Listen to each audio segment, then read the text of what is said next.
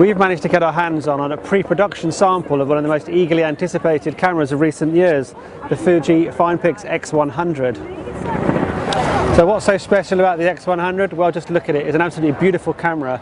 It's the traditional style, just like the cameras of old. Dare I say, the traditional Leica style cameras. But it's not just about the looks, it's about what's inside the camera. And this camera features a 12.3 megapixel custom designed CMOS sensor, which is APS-C. It's the same size as you get in a DSLR. So you're getting DSLR quality images, but in a smaller package. It's a solid metal camera. It has full manual control, aperture control here, shutter speed control here, just like it used to be.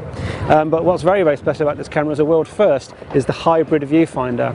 Now this can switch just by flicking that lever there from an optical viewfinder, rangefinder style optical viewfinder, to an electronic viewfinder, just like that. Let's take a closer look. Let's start with the top plate. Here you've got the shutter button here with a threaded cable release socket, which we haven't seen in a while, especially on a digital camera. You've got the power button around the shutter collar there. You've got a traditional shutter speed dial here with an automatic position if you want to use aperture priority exposure or manual exposure or fully programmed exposure. On the right is an exposure compensation dial. In this corner is a function button which you can assign a variety of functions to. At the moment it's set for the ISO because there's no other dedicated ISO button, and we'll look at that again in a moment. In the middle we have a hot shoe which accepts Fuji dedicated flash guns. Turning to the back, you can see here the 2.8-inch high resolution, that's 460,000 dot LCD screen. And here's the viewfinder up here with an eyesight correction, diopter correction on here. There's a proximity sensor here so that the camera switches. When you put your eye to the eyepiece, it switches the LCD off. Over on this side you've got your traditional D-pad with a rotary action as well. You've got a dedicated RAW button, you've got your display options on the back there, and you've got your focus and exposure lock. Around this circle here you've got drive modes, flash modes, macro mode and white balance. To the left of the screen you've got your review button, you've got your button which changes your metering modes, you've got a choice of multi-pattern metering, center weighted and spot, the usual choices here, and the same with the focus modes button, and you can select focus area as well. Moving around to the side we've got the focus single continuous and manual focusing modes, and of course in manual focus you've got a ring around the lens there for manually focusing. Let's take a closer look at this lens. You can see here it's a very shallow lens. It's a 23mm f2 lens, which is equivalent to a 35mm lens. It's a fixed focal length lens, not a zoom, and of course it's not removable, but it's optimized with the sensor to provide the maximum optical quality. You can see the focus ring at the front, the aperture ring at the back. Again, there's an A position, so it gives you the choice. You can either shoot shutter priority with the lens on A, you can shoot aperture priority with the shutter speed on A, or you can shoot program with both of them on A, or fully manual with neither of them on A position. In the middle there's a built-in flash in addition to the hot shoe for the external flash. Okay. You can see there's an AF illuminator on the camera, and next to that this lever is what switches between the EVF and the optical viewfinder. On this side you've got your USB and HDMI port, and on the back your lithium-ion rechargeable battery and SD card slot. Without doubt the star though is this fantastically bright optical viewfinder, bright view viewfinder with lines inside which give you your framing marks and a display of your shooting distance, your aperture and shutter speed, your ISO, all the key data.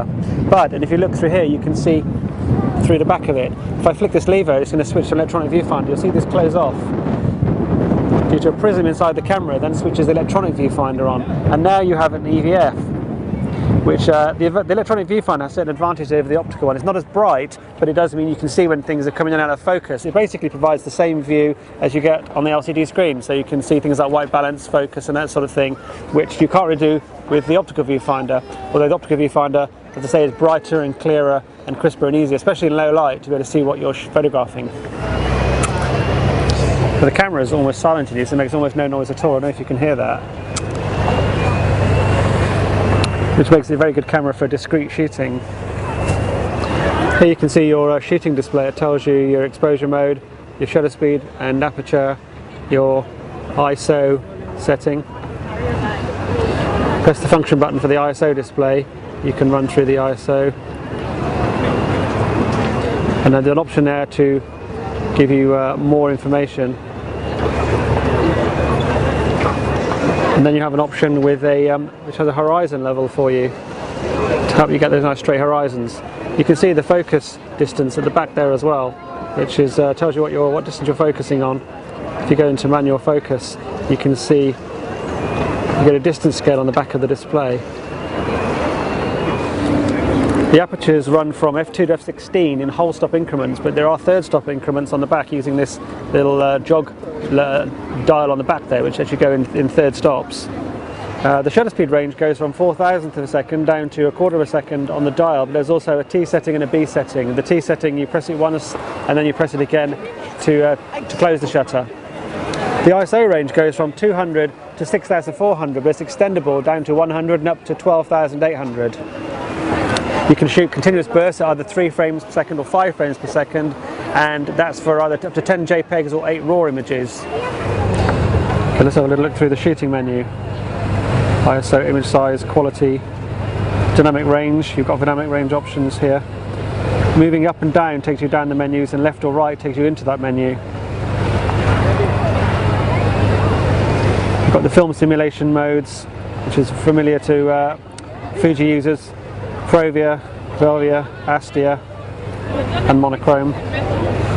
There's a built-in ND filter which has a 3 stops ND effect, reduces exposure by 3 stops. White balance shift.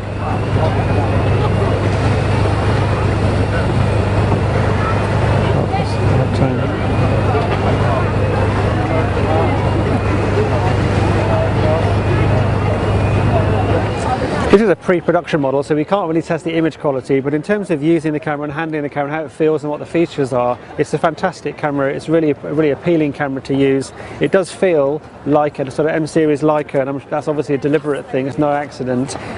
It's not a particularly light camera, it's 405 grams without the battery or memory card, which is still not a massively heavy camera, it's certainly lighter than most digital SLRs, but it's a very solid camera, a very robust camera. You feel like it could take a lot of abuse. Not that you'd want to abuse it, because it's going to cost around about £1,000. I really do love the hybrid viewfinder. It's an innovation that amazes me that no one's done it before, really, because I think electronic viewfinders are very much a Marmite type invention. Some people are happy with them, other people really hate them. But there are advantages to EVS which can't be denied. And I think this camera, by combining both of them in the same camera at the flick of a switch, does something no other camera does. In my opinion, this camera is going to be hugely popular. I think almost everyone I know seems to want one of these. So I hope that Fuji are making lots of them, because I think demand is going to catch them by surprise. Even at £1,000, I think this camera is going to fly off the shelves. We look forward to getting a full review sample in the next few weeks so that we can test the image quality and just see for ourselves how good it is. But with the APS-C sensor, with the EXR processor that Fuji put inside here, there's no reason, and of course the premium lens, the fixed lens they put on here, there's no reason to assume that the image quality won't be as exciting as the actual camera is.